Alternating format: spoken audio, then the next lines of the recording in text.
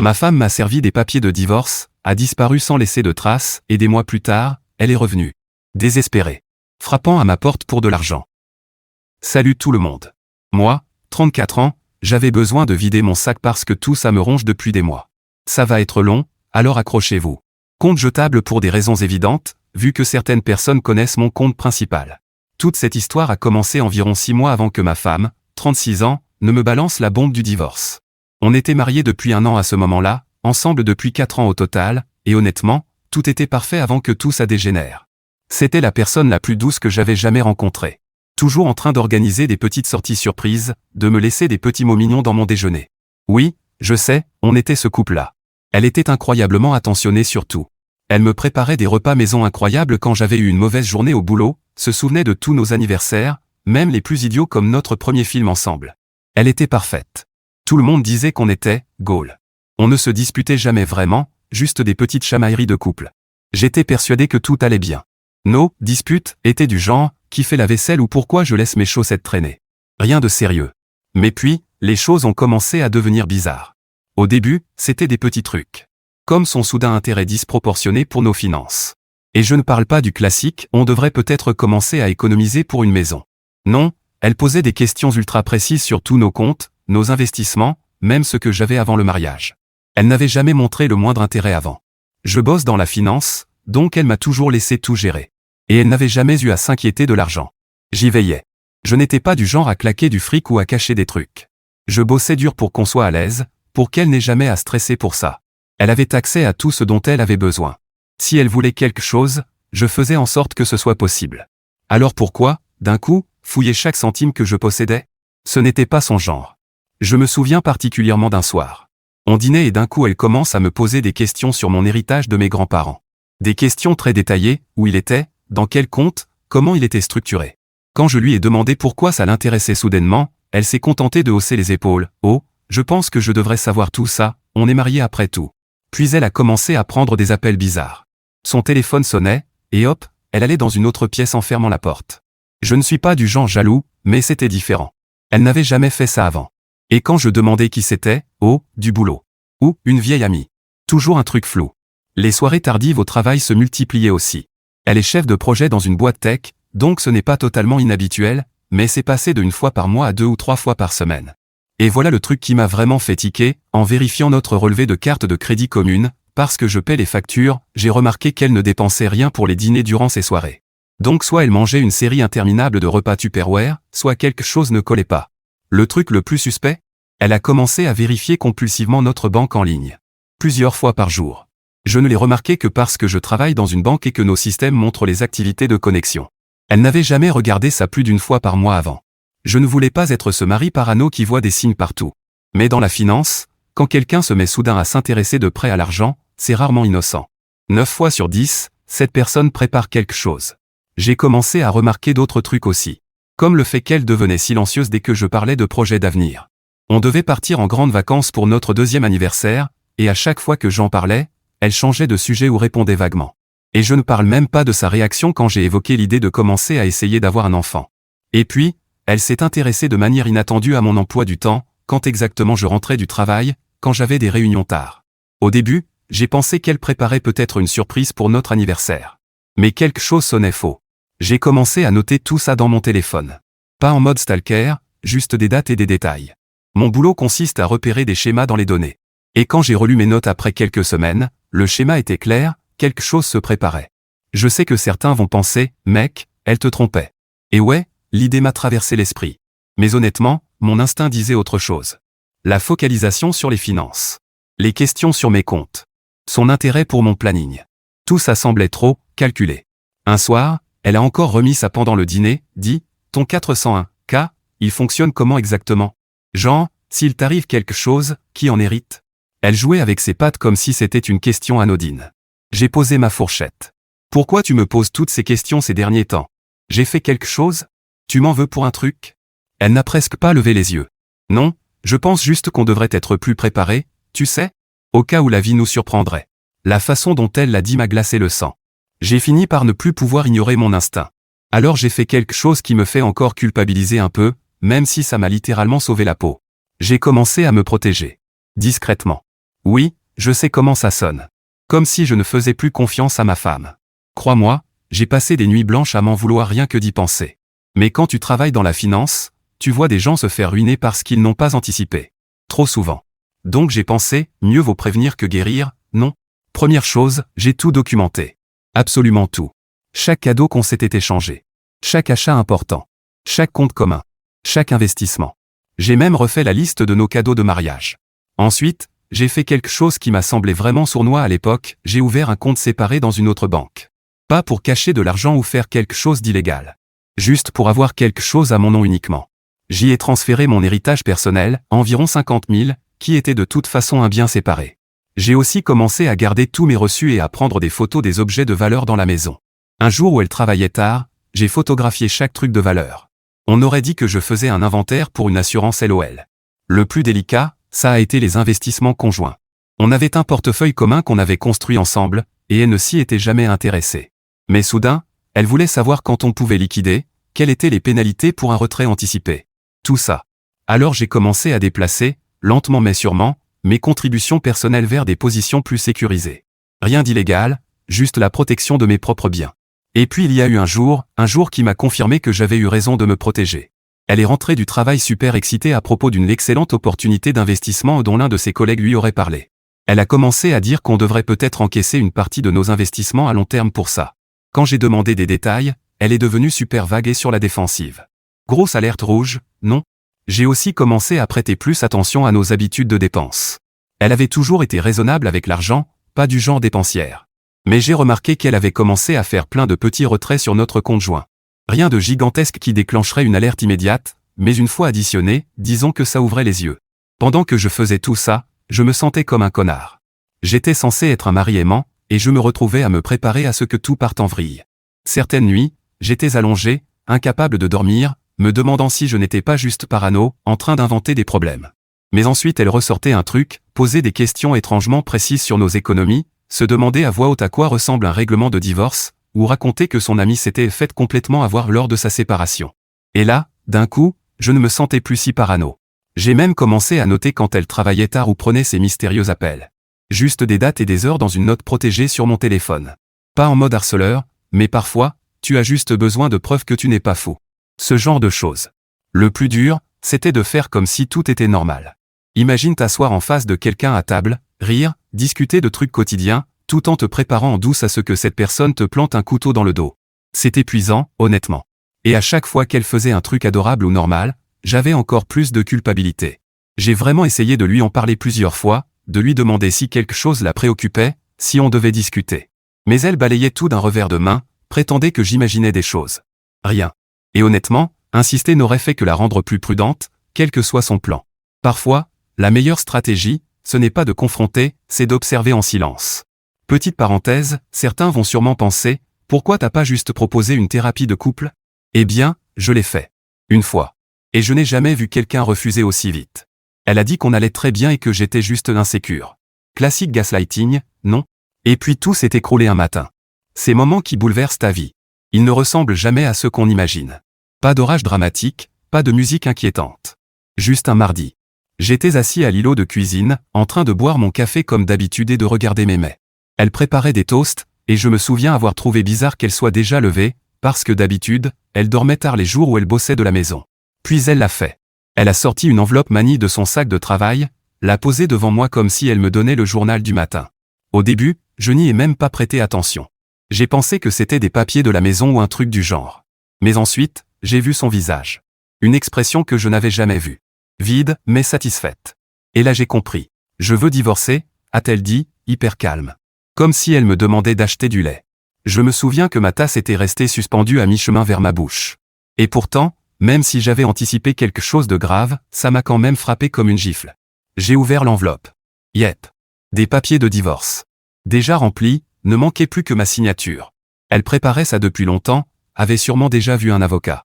Et moi, j'étais là, en pyjama, essayant de comprendre ce qui se passait. Vous voulez savoir ce qui est vraiment tordu? Ma première pensée n'a même pas été « on est en train de divorcer ». Non. C'était « Dieu merci, j'ai déplacé l'argent de mon héritage ». Comment c'est censé être normal? 4 ans ensemble, et à ce moment-là, tout ce à quoi je pense, c'est « heureusement que j'ai protégé mes biens ».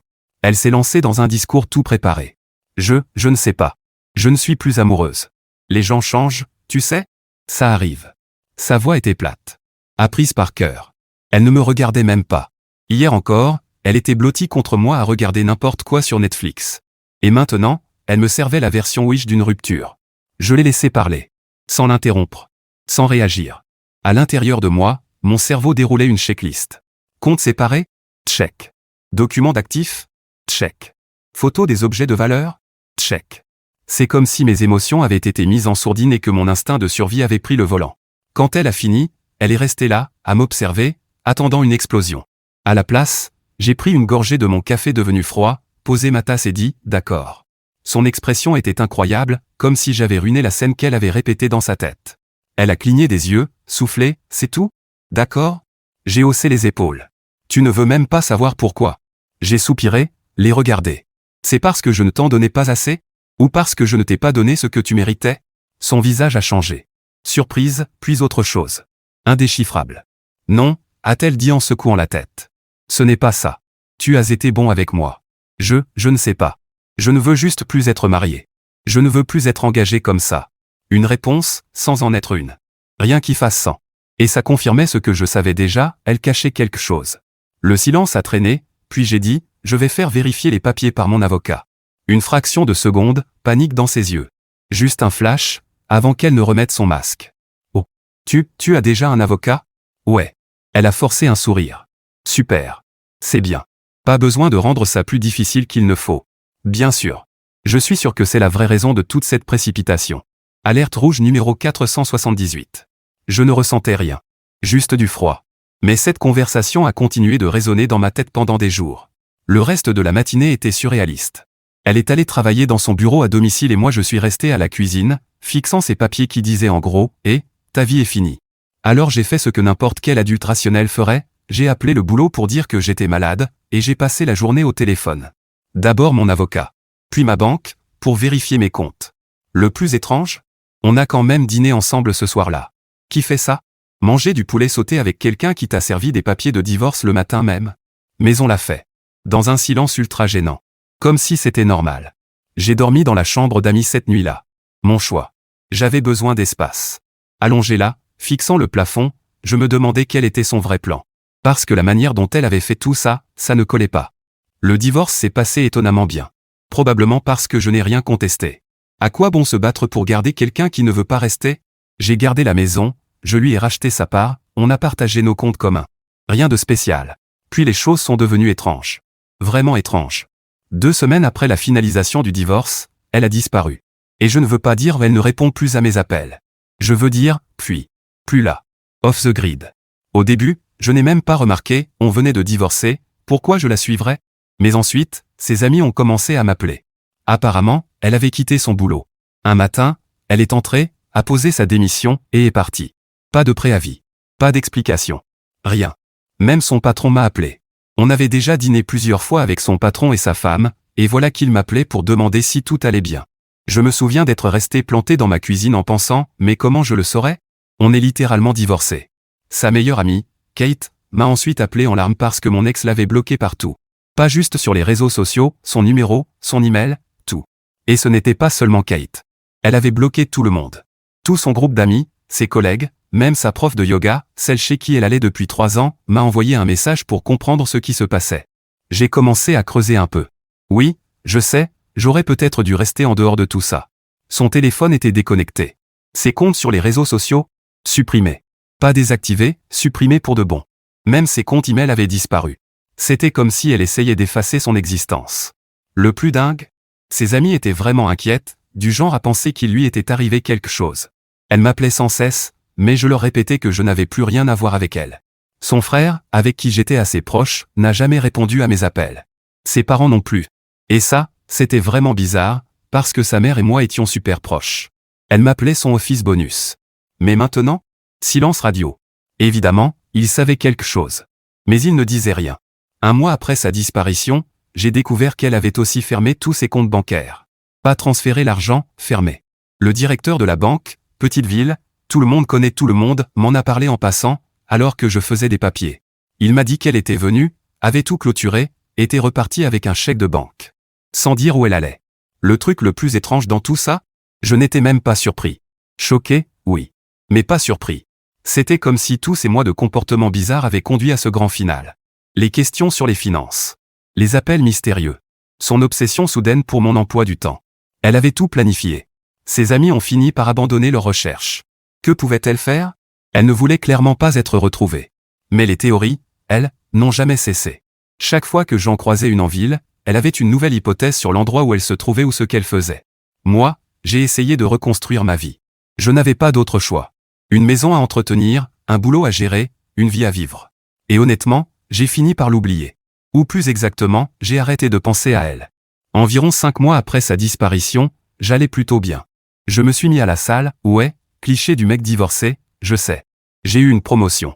Et j'ai recommencé à fréquenter quelqu'un. On va l'appeler Britney. Elle est infirmière en pédiatrie à l'hôpital pour enfants, et franchement, c'est l'opposé total de mon ex. Que de la joie, des sourires, des ondes positives. Elle porte des blouses roses avec des petits licornes dessus. On s'est rencontrés dans un petit café près de mon travail. Elle m'a littéralement foncé dedans et a renversé son frappé à la fraise sur nous deux. Une rencontre digne d'une comédie romantique, vraiment. Après m'avoir présenté ses excuses au moins 50 fois et avoir insisté pour payer le pressing, ce que j'ai refusé, elle m'a donné son numéro. On a commencé à discuter, et ça a juste collé. Donc ouais, la vie était belle. Britney et moi étions officiellement ensemble. Je cartonnais au boulot. Je dormais enfin sans stress. Puis boum. Devinez qui se pointe à ma porte un jeudi soir à 21h. Ouais. Le fantôme lui-même. Mon ex-femme. Le timing? Catastrophique. Britney était chez moi. On faisait des cookies en regardant un truc sur Netflix à propos de pâtisserie. J'entends quelqu'un frapper, fort, agressif. J'ouvre la porte. Et là, mon ex, l'air d'avoir traversé l'enfer. Premier truc qu'elle dit, c'est à qui, cette voiture dans l'allée? Pas bonjour. Pas est-ce qu'on peut parler? Non. Elle est obnubilée par la Volkswagen Beetle blanche de Britney, vase à fleurs incluse, oui, vraiment, garée à côté de ma voiture. Je lui dis que c'est la voiture de ma copine et, waouh. Le regard qu'elle m'a lancé. Comme si je lui avais dit que j'avais vendu la maison à une meute de loups. Elle passe instantanément de désespérée à furieuse.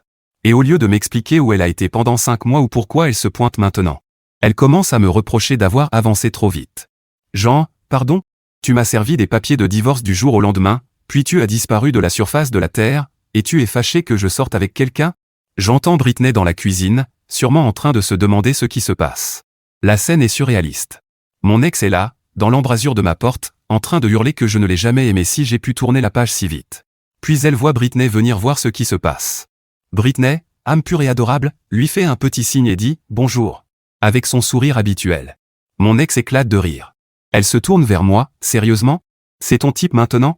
Une espèce de Barbie basique qui fait des cookies. Là, je me suis énervé. Tu peux m'insulter, fine. Mais Britney?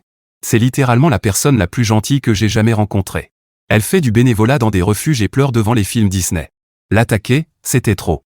Mais avant que je puisse dire quoi que ce soit, mon ex change complètement de sujet. Elle ne parle plus de Britney. Non. Maintenant, c'est l'argent. Elle réclame tous les bijoux et objets de valeur qu'elle m'avait offerts pendant le mariage. Le grand écart émotionnel, de « je suis jalouse, bah donne-moi mes affaires ». Je suis là, complètement sonné par le changement, pendant que Britney retourne discrètement à la cuisine. Plus tard, elle m'a dit qu'elle avait commencé à faire une deuxième fournée de cookies par stress. Je dis à mon ex que j'ai vendu la plupart de ces trucs après le divorce et donné le reste à des associations. Vrai. C'était ma façon de faire table rase. Si je pensais qu'elle était déjà en colère. Non. Là, elle a explosé. Elle m'a insulté, hurlé que je n'avais aucun droit, exigé que je lui rende l'argent. Et moi? J'étais juste là, à la regarder, en me disant à quel point la vie peut être étrange. 5 mois plus tôt, c'était ma femme. On partageait un lit, une vie. Et maintenant? Une inconnue qui hurle sur mon perron, pendant que ma nouvelle copine fait des cookies par anxiété. J'ai fini par lui fermer la porte au nez en plein milieu de son monologue. Pas la réponse la plus mature, mais bon, elle a perdu le droit de m'engueuler chez moi quand elle m'a servi des papiers de divorce au petit déjeuner. Je suis retourné dans la cuisine. Britney m'a simplement regardé, m'a donné un cookie chaud et a dit « Eh bien, c'était quelque chose. » Dieu, j'adore la façon dont elle peut rendre les situations les plus absurdes un peu meilleures. Mais je sentais que ce n'était pas fini.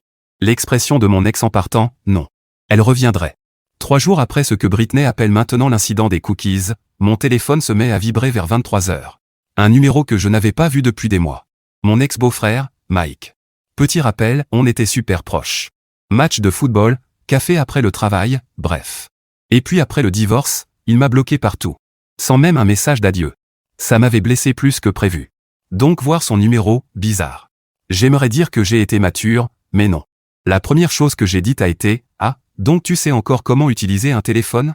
Il a ignoré ma remarque et a directement enchaîné avec un discours visiblement répété sur le fait que je devais faire ce qui était juste et aider sa sœur. Pendant 5 minutes, elle a été ta famille pendant 4 ans. Tu lui dois bien ça. Blablabla. Bla bla. Et moi, je pensais, où était cette loyauté familiale quand elle m'a largué avec des papiers de divorce au petit-déj. Puis il lâche une bombe. Mec, si les rôles étaient inversés, elle t'aurait aidé sans poser de questions. J'ai éclaté de rire. Un vrai rire. Même un petit reniflement. Parce que, on parle bien de la même personne? La femme qui ne voulait même pas me dire pourquoi elle voulait divorcer? Qui a disparu sans laisser de traces? Qui s'est pointé à ma porte pour insulter ma nouvelle copine? C'est celle-là qui m'aurait aidé. Je lui ai dit exactement la même chose que je lui avais dite. Je lui ai dit, j'ai vendu les trucs, j'ai donné une partie à des associations, point final. Il n'a pas aimé cette réponse, il est devenu agressif, me sortant des trucs du genre, tu n'es pas la personne que je pensais, et, je ne peux pas croire que j'ai été ami avec quelqu'un comme toi. Là, j'ai craqué. Je lui ai dit qu'il ferait peut-être mieux de demander à sa sœur à propos des cadeaux coûteux que je lui avais faits, y compris la voiture qu'elle conduit encore. Je lui ai demandé si elle lui avait raconté qu'elle était venue chez moi pour insulter ma copine. Vraiment curieux de savoir si elle lui avait parlé de sa disparition de 5 mois sans donner de nouvelles. Il s'est tu un instant, et j'ai compris que certaines choses étaient nouvelles pour lui. Mais au lieu de réfléchir à ce que je disais, il a redoublé d'efforts, m'a traité d'égoïste, m'a dit que j'étais mesquin, que j'étais juste amer à cause du divorce. Ce qui me chiffonne, c'est que pendant toute la conversation, il tournait autour d'un truc. On sentait qu'il y avait clairement plus dans l'histoire qu'il ne voulait dire. À chaque fois que je demandais pourquoi elle avait tant besoin d'argent, il devenait bizarre et évasif. Je lui ai dit que si sa sœur avait vraiment besoin d'argent, peut-être qu'elle n'aurait pas dû quitter son boulot à 6 chiffres et disparaître pendant des mois. Ça l'a fait taire assez vite.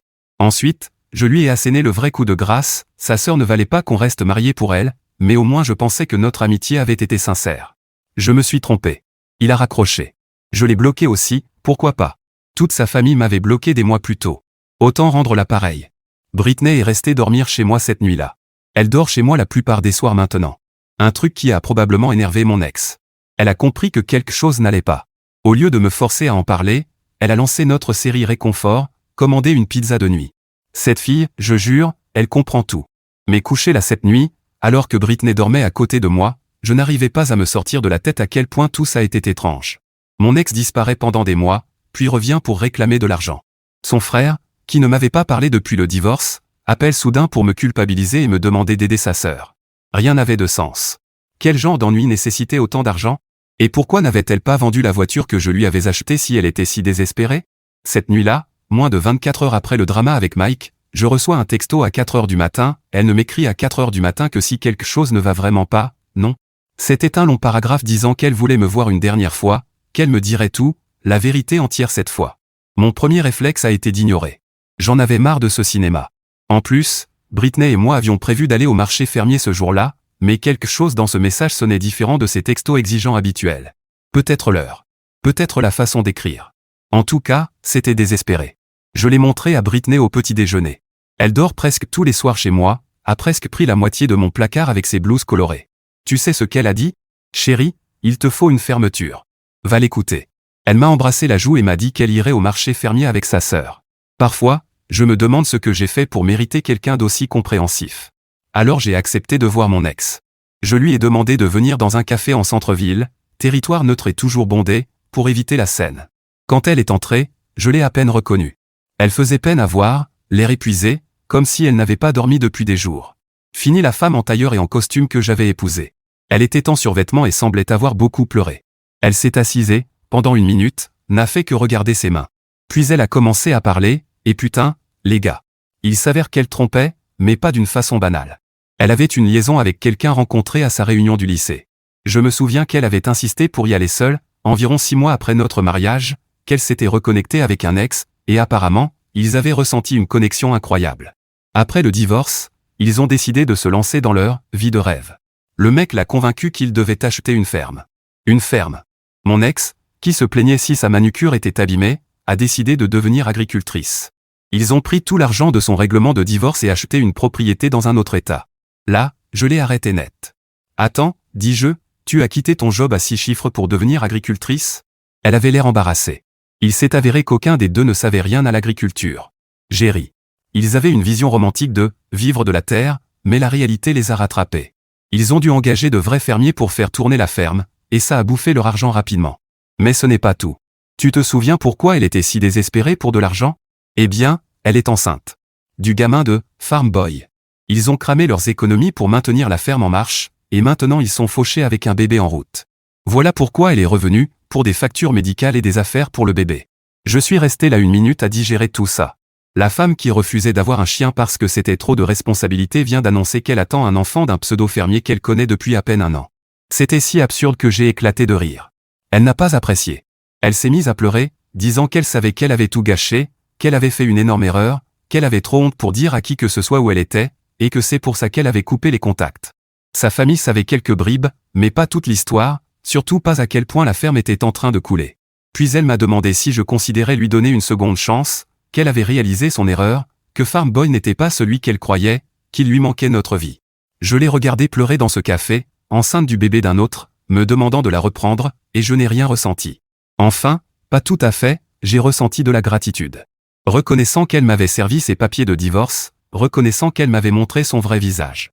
Reconnaissant pour chaque signal d'alerte qui m'avait poussé à me protéger financièrement. Surtout, j'ai senti de la gratitude pour Britney. Douce, gentille, sans drame, probablement au marché fermier en train de m'envoyer des photos de chiots et d'acheter trop de succulentes. Je lui ai dit ça, textuellement. Que ses mauvais choix de vie ne me regardaient plus, qu'elle n'avait plus droit à mon aide après avoir trompé, menti et essayé de me manipuler. La tête qu'elle a faite quand j'ai mentionné l'infidélité? Priceless. Elle ne pensait pas que j'avais deviné. Elle a essayé de protester, parlant du fait qu'on avait partagé 4 ans, qu'elle tenait encore à moi. Je l'ai coupé. Je lui ai dit que je devais partir. J'avais besoin d'aller acheter des succulentes pour ma copine. En sortant de ce café, je me sentais plus léger, comme si la dernière pièce du puzzle venait enfin de se mettre en place. Tout faisait sens maintenant. Son comportement bizarre avant le divorce, sa disparition soudaine, son retour désespéré. Mais quelque chose me disait que ce n'était pas encore fini. Mon ex n'est pas du genre à accepter la défaite et disparaître. Je l'avais prédit. Elle n'en avait pas terminé. 2 jours après notre discussion au café, elle s'est encore pointée chez moi. Cette fois, Britney n'était pas là. Service de nuit à l'hôpital, ce qui était probablement une bénédiction vu ce qui s'est passé. Mon ex était en mode explosion totale, frappait à ma porte à minuit en hurlant que je lui devais ça, que j'étais égoïste, que je n'avais aucun droit de juger ses choix de vie. Les voisins ont dû avoir un sacré spectacle. J'ai ouvert la porte, surtout pour arrêter le vacarme, et elle a littéralement forcé l'entrée, toujours en train de gueuler. C'est là que j'ai atteint ma limite. 4 ans ensemble, et je n'avais jamais haussé la voix contre elle. Mais cette fois, j'ai explosé. Je lui ai dit exactement ce que je pensais de son infidélité, de sa fuite pour jouer à l'agricultrice avec son amour de lycée, de son arrivée ici pour exiger de l'argent comme si c'était un droit. Je lui ai rappelé que c'est elle qui avait voulu divorcer, elle qui avait disparu, et elle qui avait creusé sa propre tombe. Qu'elle vive maintenant avec les conséquences. Elle a essayé de ressortir la carte de la grossesse, s'est mise à pleurer pour des frais médicaux et les dépenses du bébé. J'ai éclaté de rire et je lui ai dit que peut-être elle devrait vendre la voiture que je lui avais achetée. Tu sais, celle qu'elle avait subitement oubliée quand elle réclamait les cadeaux qu'elle m'avait faits. Et là, elle est entrée en mode nucléaire. Elle m'a traité de tous les noms possibles. Elle a dit que j'étais sans cœur. Qu'elle me ferait regretter ça. J'ai attrapé mon téléphone et je lui ai dit que si elle ne partait pas immédiatement, j'appelais les flics. Elle pensait que je bluffais. Je ne bluffais pas. J'ai commencé à composer le numéro devant elle. Vous auriez dû voir la vitesse à laquelle elle a changé d'attitude dès qu'elle a entendu la première tonalité. En sortant, enfin, en tempêtant dehors, elle s'est retournée et m'a lancé une phrase qui m'a presque fait rire, « J'espère que toi et Barbie serez très heureux ensemble. » J'ai juste souri et répondu, « On l'est. » Puis j'ai claqué la porte et bloqué son numéro.